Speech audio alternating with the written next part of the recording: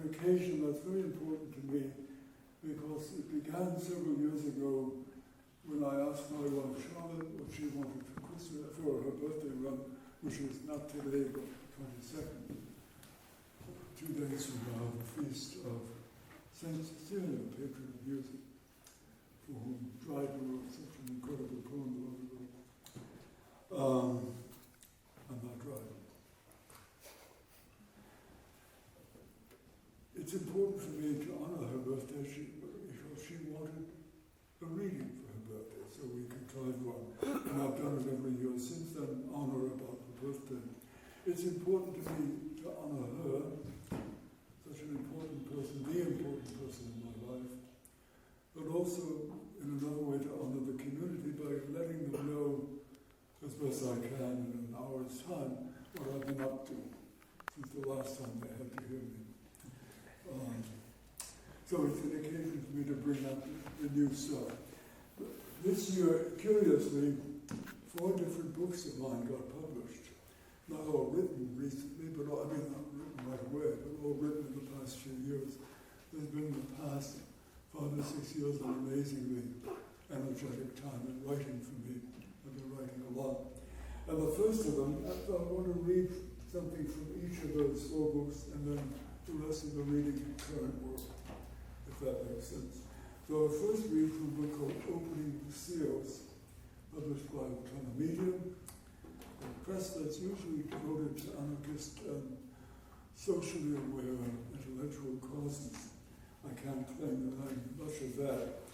But this is a book which pursues the notion that there were in ancient times, circa 100,000 years ago, there were humans speaking a language which gradually developed into all the other languages of the world.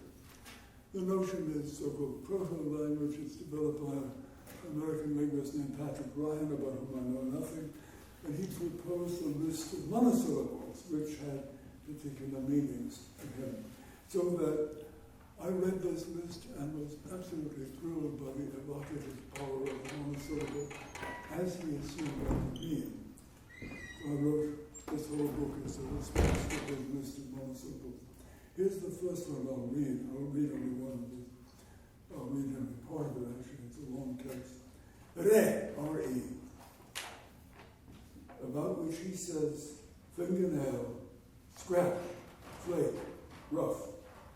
Apply something to something else. Any one of many things, small and definite, inanimate plurals, inanimate performative, to make something happen, to cause something to become. So those are the implications, the meanings he sees in that single re, monosyllable.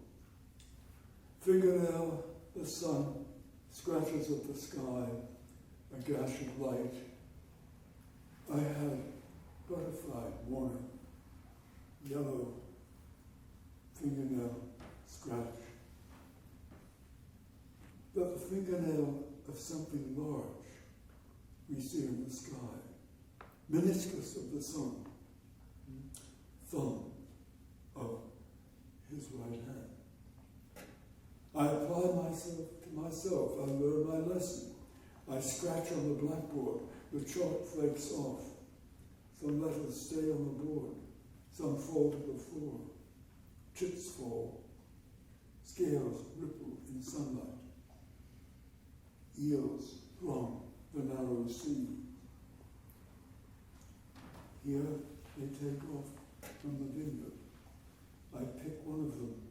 I choose blue, flake, fluke, flounder, or tolerate the one that chooses me. Who chooses me?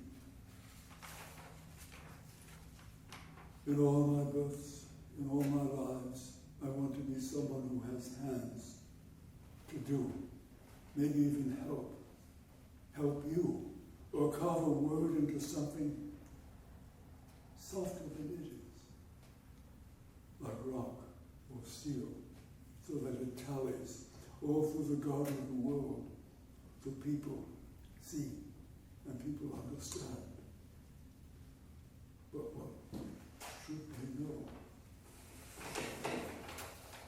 So that's from there, and opening the seals. As you hear, it's discursive, problematic, worrying about things, just like me. The next book that came out is called Hexagon, and it is the third volume in a 5-volume long poem project that does not have an overarching name. I call it blasphemously the Pentabook, but which biblical people will shudder at. The first was called Fire Exit, the second, Uncertainties, the third is the Hexagon. The Hexagon has all kinds of meanings, and there's a long and preposterous preface that I've written to it, which you can find in the book. The notion hexagon is written in many, many numbered stanzas, hundreds of numbered stanzas. I remind us that stanza is the Italian word for a room, such as we're in. This too is a stanza, a big one. A stanza then is a room. A room is a kind of box that we live in, do things in, leave and enter. So the notion of hexagon is that these stanzas, each of them is 6 lines, and you can understand each line as one of the sides, one of the top, bottom, or 4 sides of a cube or of a room. And you can read any line within the stanza as any one of those 6 surfaces, hence hexagon. So I'm reading 2 of these to give you a sense of how they run. I'm reading from stanza 378 to stanza 381. Each line is separate, a separate syntactic entity, ending with a period. So imagine that this is the first room. Are we looking up or down or to the sides? Unclear. Apologize for linking spirit. I'm sorry. Apologize for thinking. No, sorry. I need a little more light than I'm getting.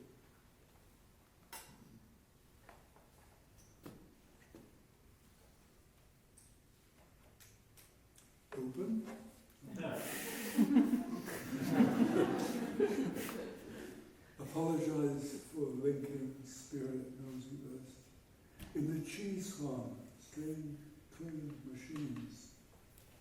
What do worms do with the lust Schiller gave them? Ridiculous rhyme, schemes evade the heart. Cold-hearted pricks, bookland politics. Smile if it won't Saturday all the time. The next stanza is, crow call, I must be home, and maybe me. Rain in the night, there must be weather still. Proof is like striptease, you pretend you really care. Or did she mean real solutions to imaginary problems? I have to learn the grammar crows disclose. Ruined brick house way back in the woods. Now I've forgotten how to turn the daylight on. The cost of a paradox is measured in reputations. The union forever of chemical innocence. A committee of dragons and wolves can choose. I keep demanding more of matter. If you take one away, not so much lost, like trees in woods. Clues and claw, turn by turn. I don't know whom I serve. If it sang from a different throat, would we listen? Mud baths of sly potency. Quick, you catch fire. The sea I study now is green and tall. I want to use only the simplest words. When you look carefully at green, all colors are there.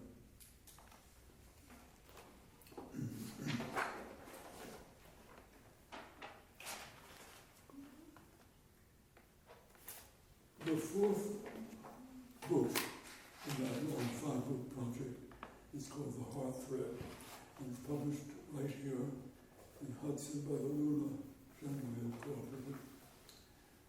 And it's quite different in its organization.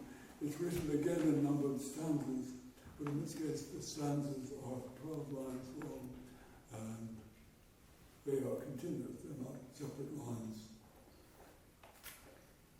So they pretend to be coherent, and they pretend to connect. Is light bothering you when I hold it? Is it getting your eyes? No. Let's do it yesterday. For music's sake, the angel facing backwards. There is something of sulfur in the rose, a petal fallen, laid along the skin. No other fact can slip past it. Natural affinity of rose with flesh, of thorn with mind, the prick of thinking, trickle of blood along the flesh. Break the sentence open, it will bleed. Scriabin saw his word in color in the sky, a fatal rose that knows so many. Something true about defilement, wrong tool for the right job, dawn full of feathers falling from some legendary bird you never saw. For these things fly, their kind is to come close and touch you while you sleep. You say, oh, my dream, but it eats you, disdains your sorry meat. Touch defiles, that's why we need it. We come into this dance so pure, no one can remember its father.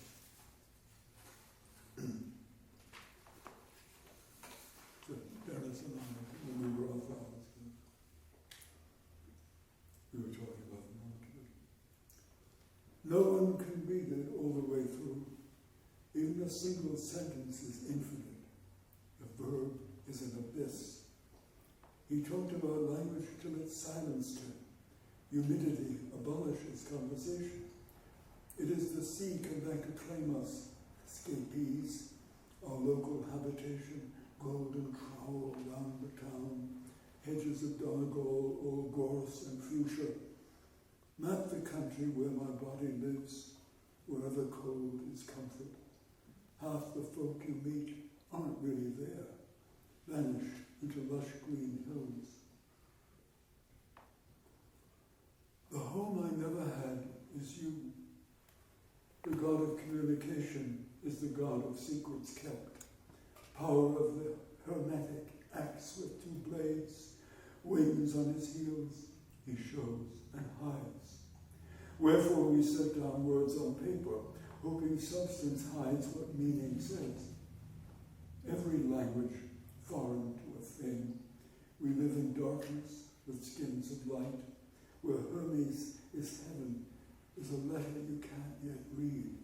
Spend all on your nights deciphering this touch, brutal answer of a cloudless day.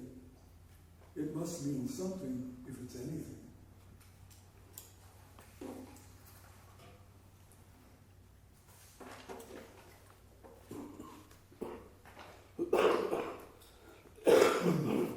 The last of these books that strangely came out this year.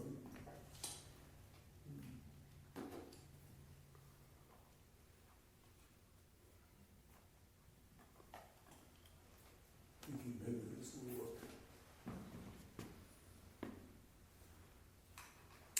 New toys.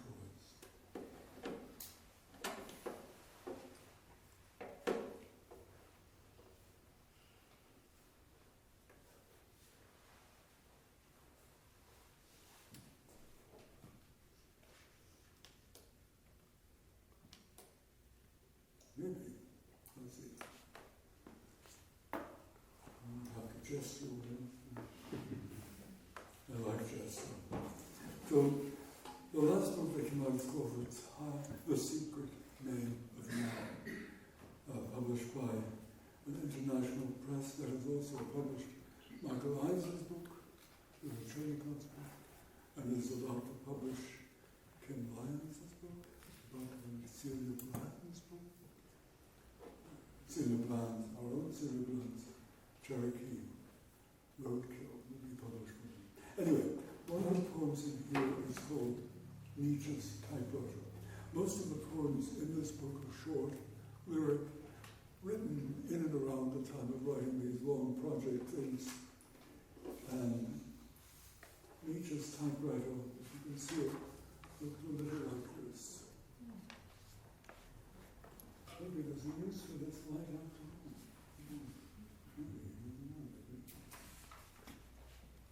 Have you seen Nietzsche's typewriter? Which books did he write with that, do you know? What? Which books did he write with that typewriter? When Nietzsche was very old and living with his sister, Count Harry Kessler came to see him. Harry was the man who closed Nietzsche's eyes after Nietzsche's death. He was sitting there in the room with Nietzsche and other people. Nietzsche hadn't spoken all day long, like pound together. And they were talking about Wilkesby and this and this and that. And at one point Nietzsche looked up and said, I wrote a book once. And then fell silent. But I don't know the answer. He didn't. Anyway, so it was like that. It's a round thing like half a ball, and the keys are on top. You would imagine typing this way. Very German. Like an accordion. Accordion rather than piano. Yeah, no piano. Huh? The accordion, Yeah. or even perhaps, I don't know, or accordion. The man wants the accordion version. Anyway, this is the thing Nietzsche's typewriter. It's a little bit long, one of the longest pieces in the book.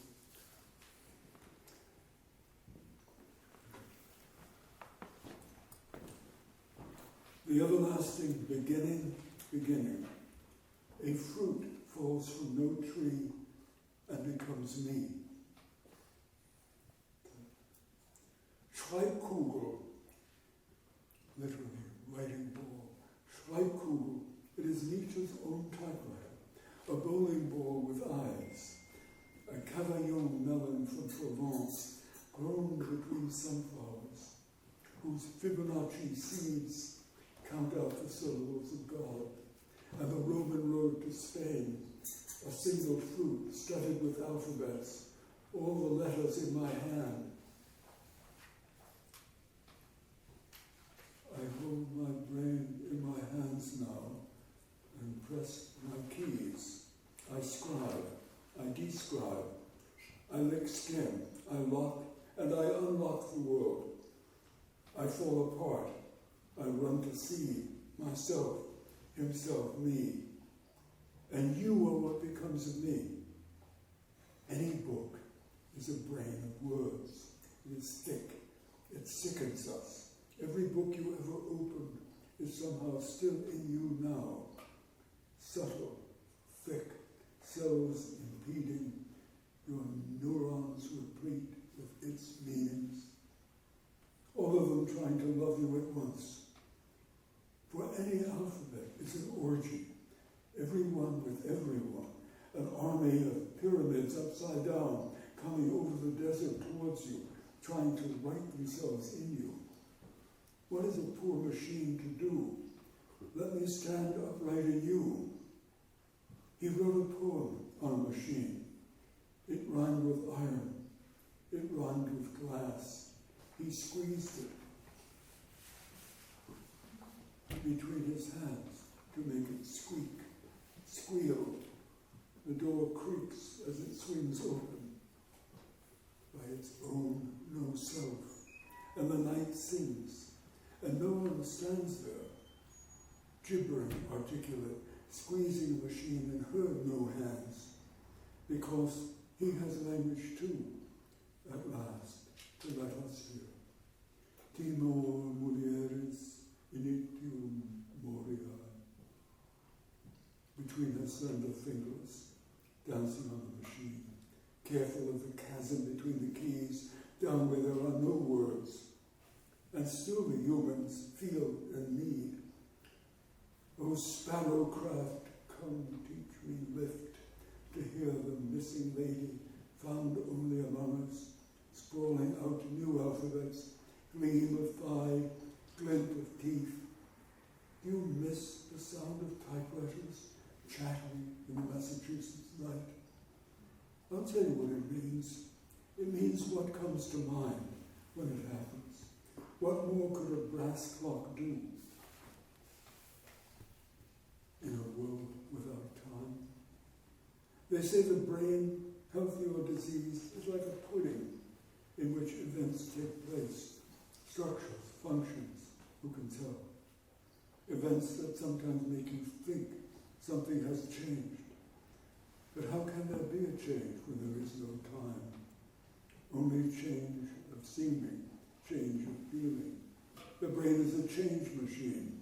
It is the proprietor of what is new, the womb of the not yet, a wet womb floating in the northern pelvis, that bowl of bone with eyes.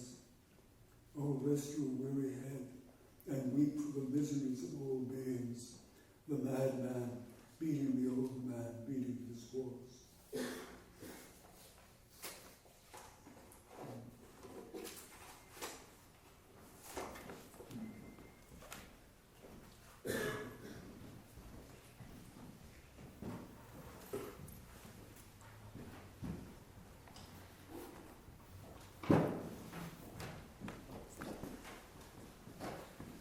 Like Mara, I do my law work in the summer.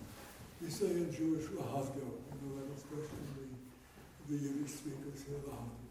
When you mention yourself in some great being in the same sentence, you know. I, like Lincoln, have a clear to do that.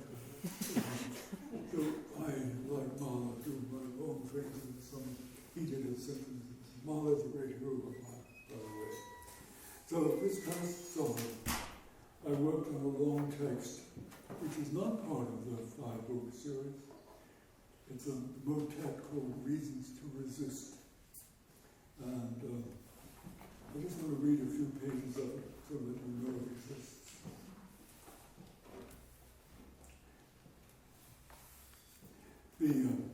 It is about an affair, imaginary, like all good affairs, an imaginary affair between the speaker of the eye of the poem and an Austrian architect, a woman who is very severe, but very much involved with contemporary architecture. The poem is called Reasons to Resist, and it's quite long, and I'll only read the pages so over to you to give you a taste. First, a flame emerging from the tip of a raindrop. Then a swirling congeries of flames in the shape of a woman, dancing through air, gone. Dark again as it ever was. We live here now, adored by circumstance. Gulls, like old white men, toddle along the lawn. Dawn. Because sound does show the way, or a way, or just a way. Lusting all the livelong day for other places. Go where the sea goes. Always do that. Honestly, there is a resonance in the air, if you can find it. Here, not there. Images recoil into dream space. Grizzled sky over neighbor island. Should the sun make bold to shine what we allow, glamorous revels, fly craftsmen coining fake doubloons, the counterfeiter is the quietest thief, and with his waxy heart makes brass play gold. For money is a weather too, always room for revision. You decide, because you're here too, just past the corner of my eye. I can almost feel your hands. But why is a bright seashore like the pocket of deep woods? Lostness is anywhere. Come with seeing, hope in being. Lost is a cordial thing. Lost my way here, carrying the burden of hope. Lostness is in fashion, a colony revolting from the fatherland. Lady of Fatima at the dock, Lady of Fire, Dreamcast, Girl on the lawn, Man on the hill. Everybody here except Caesar. You have to impersonate the emperor. Yes, you, each of you, for yourself. Caesar does not come so easy to our small politics. Goes up.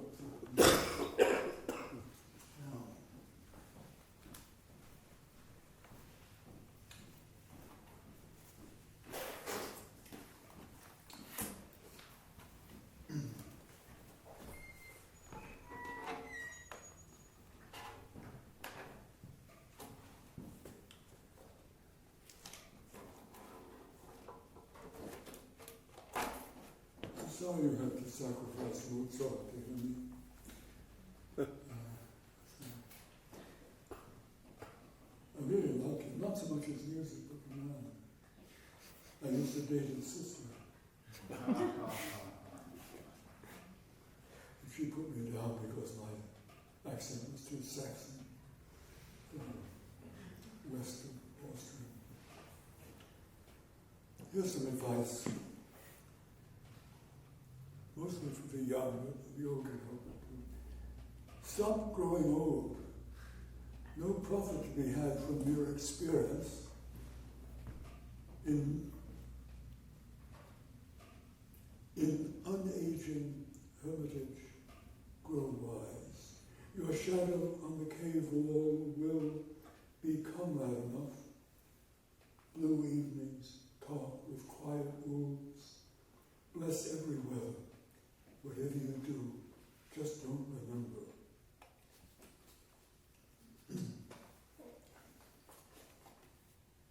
I'm reading now recent poems of the last month. Also.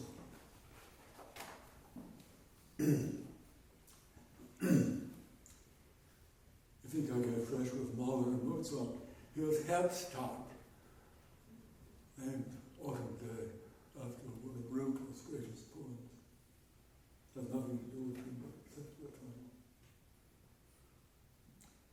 Today more than yesterday, yellow softens the trees. What always happens is the grandest show, because we know all that's coming, yet how differently it comes. The old rabbis knew it. The same is always different.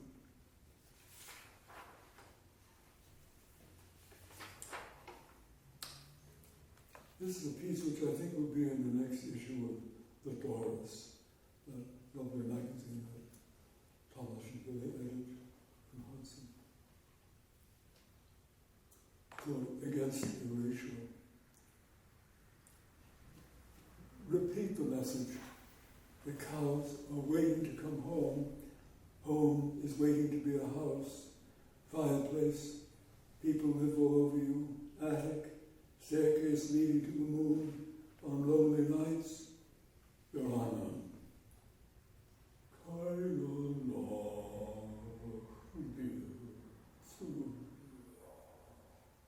He mumbles. Into the soft, voluptuous tune we call the world. Dance around me while I dream slow. Vision unlocks from every stone. Myths are just living you forgot you ever knew. The gods are women too. That, sir, is the secret of all secrets. What Solomon knew.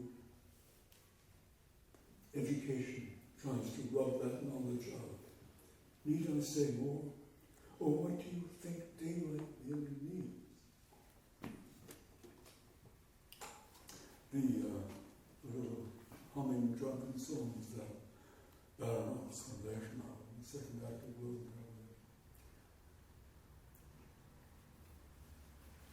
War. I went to see the witch queen. She wasn't home. The voodoo priest was out of town. The Count of Saint-Germain wasn't answering his phone. At a loss for occult assistance, I sat in the Luxembourg watching the pigeons.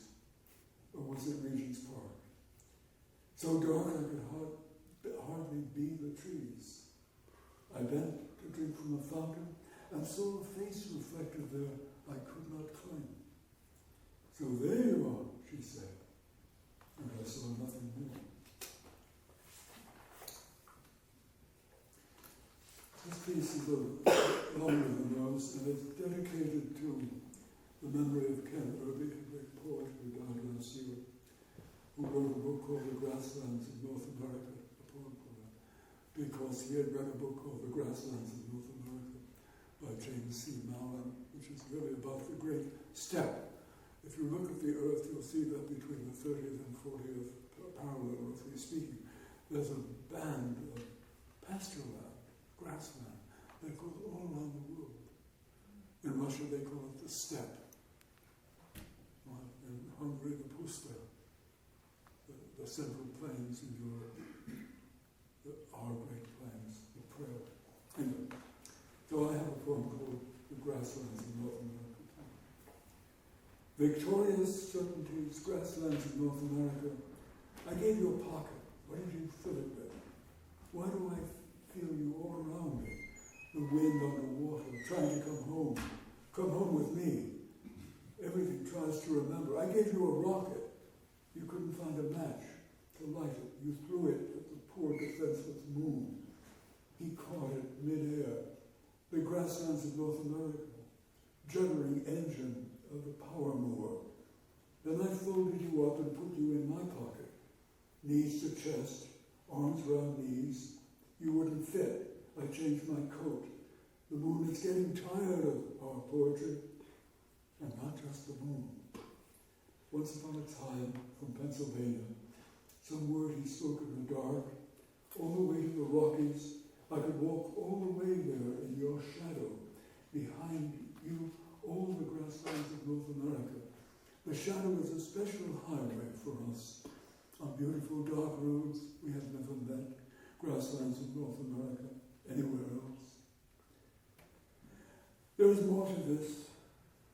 We meet in eye to eye, the sound of thunder, signal fire smoke, messages from fires, all over the puszta, prairie, steppe. The grasslands in North America actually circumnavigate the whole earth, dives and jumps and clipper ships, mowing the green sea, all the way to where we should be, following your shadow eye. I'm trying to mind you yet again. Stop listening, you'll hear me better. That everywhere else is right here. Now, Marco Polo, St. Teresa, Scott Fitzgerald, Blue Antarctic, childbirth on the moon, terrible cold hands. It's all here, nowhere to hide. Wapiti and Estes, Overnalupa, Caribou, Raw Pronghorn, Wolf Cub. You sat in deep shadow and puzzled my mind. Now where can I go that isn't you? Everywhere I told you is right here.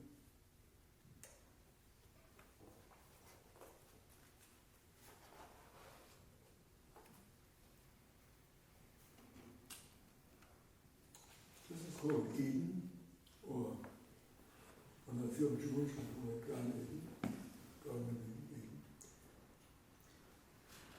Come home. Eden loves you, forgives you for leaving.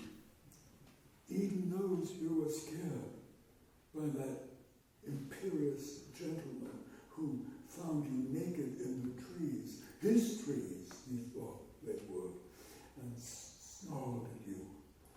He was a stranger here himself. You should never have listened, never have left. Come home. Eden misses you. Come home. I have trouble with the Bible, as you know. So,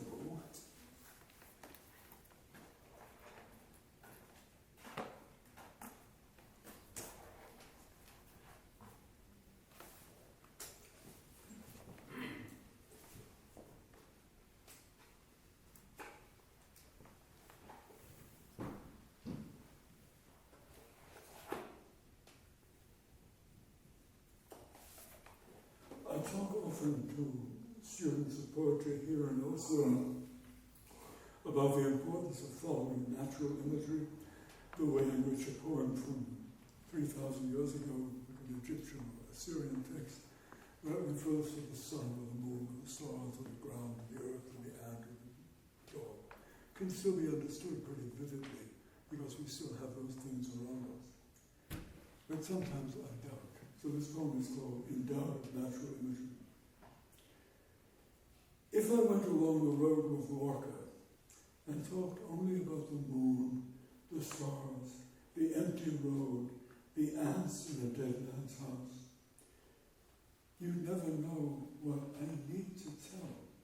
That the moon is a lonely, shabby man wandering around, waiting for that one night every now and then when he has the full attention of his wife, the sun. You would know that ants are angels of a mighty power deep inside the earth. And what they do is no concern of ours. They're writing scripture on the ground. And on our floor, we are not allowed to read. And dead men have no houses. The dead have gotten where they're meant to go.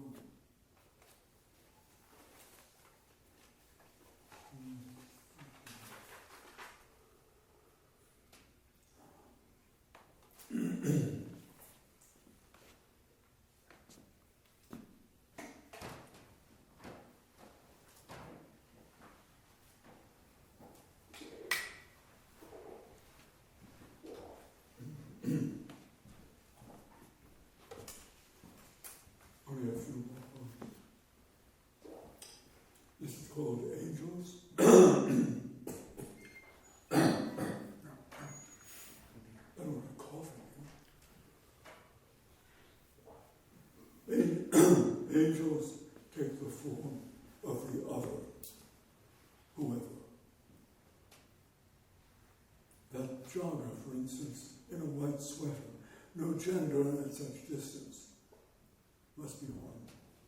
Angels have no gender, but they do have pleasure. One told me so, and I believe. No shame, though, if you don't believe me. We do what we can to get by, meet each other, say hello, thinking to ourselves, you must be an angel. Else, how could we see them if we didn't really see them? Or hear their merry, used to be holy, voices, chatting with us about silly, used to mean spiritual things. We're close to the edge all the time. One man in a two-woman kayak, oarless, near the waterfall, hence angels, deliverance, dream, branches low over the stream, long arms, nick of time, TV screens, laugh tracks, rescue, old magazines, woman on the bridge's parapet commands the river to stand still. Green light of almost evening. Angels wake us, sleep us, so we dream them all day long. Sweetest reverie of ordinary life. There goes one now. Not jogging this time, walking quietly beside what at first looks just like a dog.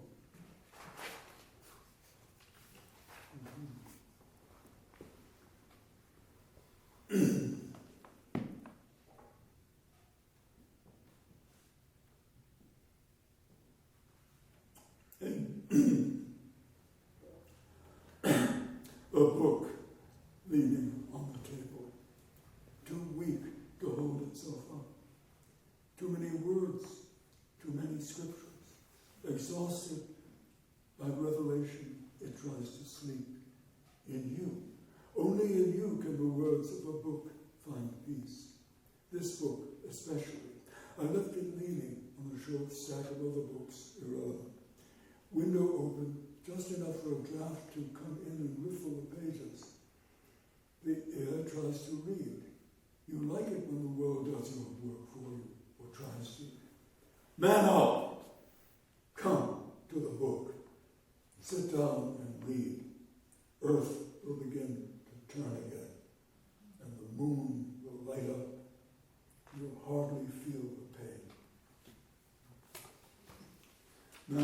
dedicated to Michael Ives.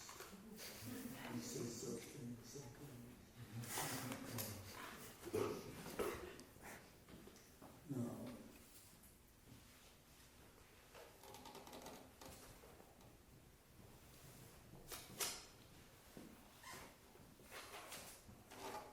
I'm looking for one particular. Yes. Usually, I end a reading by reading the latest piece I wrote. But since the latest thing I wrote this morning was just a prose sentence that said, what can it say? It's about poetry and science. The poetry doesn't ever try to prove anything. Science is all about proof. Poetry is all about jabbing you in the chest, saying, pay attention. But since it was prose, I can't read you the last poem, but I've told you it. So I want to end with another poem, a longer one, not too long, for Charlotte. This is for Charlotte. And that's all its title is. The sky looks cold, but warmth comes down. Ivy around our bedroom window. That's enough to go on. I know that physics says heat rises, but from the blue happenstance up here, enough comes down to keep us. Let us sit some afternoons out in the yard with the other animals and learn from them when to feed and when to hide.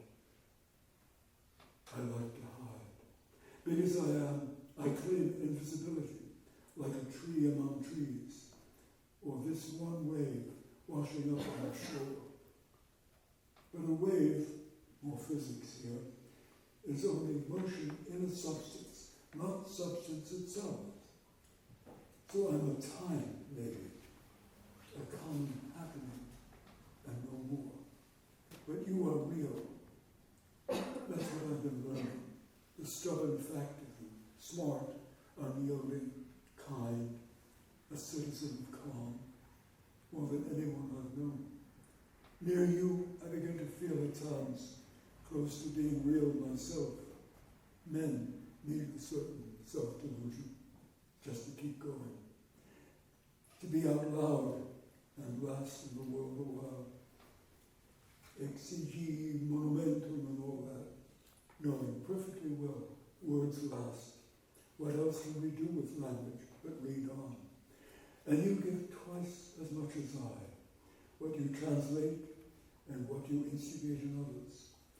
Just say the word is what you say. The prompt or prone, the trumpet flaming from the sun, the mess that language straightens out at your bidding as you stare severely at the foreign printout or at me wondering when I'll leave off the work and get to work, giving the angels stuff to read. Did Rilke tell us they can't write themselves, but yearn to read?